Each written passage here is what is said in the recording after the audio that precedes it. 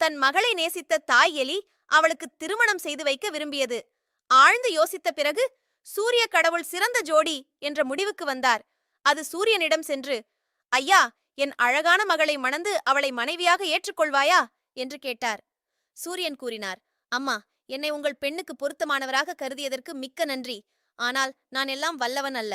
வருணன் என்னை விட சக்தி வாய்ந்தவன். அவன் தன் மேகங்களால் என்னை மறைக்க முடியும். உடனே அன்னை வருண பகவானிடம் சென்றாள். ஐயா, நீங்கள் என் அழகான மகளை திருமணம் செய்து உங்கள் மனைவியாக ஏற்றுக்கொள்வீர்களா என்று கேட்டார்.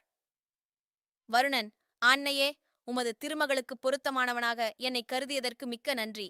ஆனால் நான் மிகவும் வலிமையானவன் அல்ல. வாயு பகவான் என்னை விட சக்தி வாய்ந்தவர். என் மேகங்களை காற்றினால் அடித்துச்சு சென்று அனுப்புவார் என்றான். தாய் எலி இந்த முறை வாயு பகவானிடம் சென்றது. ஐயா, நீங்கள் என் அழகான மகளை திருமணம் செய்து உங்கள் மனைவியாக ஏற்றுக்கொள்வீர்களா என்று கேட்டார். அதற்கு வாயு பகவான், அம்மா, உமது திருமகளுக்கு என்னை மிகவும் பொருத்தமானவராக கருதியதற்கு மிக்க நன்றி. ஆனால் நான் வலிமையானவன் அல்ல. மலையரசன் என்னை விட வலிமையானவன்.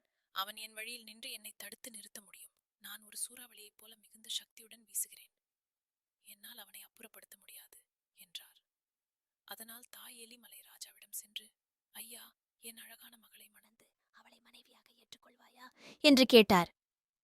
மலைராஜா, அம்மா, என்னை மிகவும் பொருத்தமானவனாக தேர்ந்தெடுத்ததற்கு மிக்க நன்றி.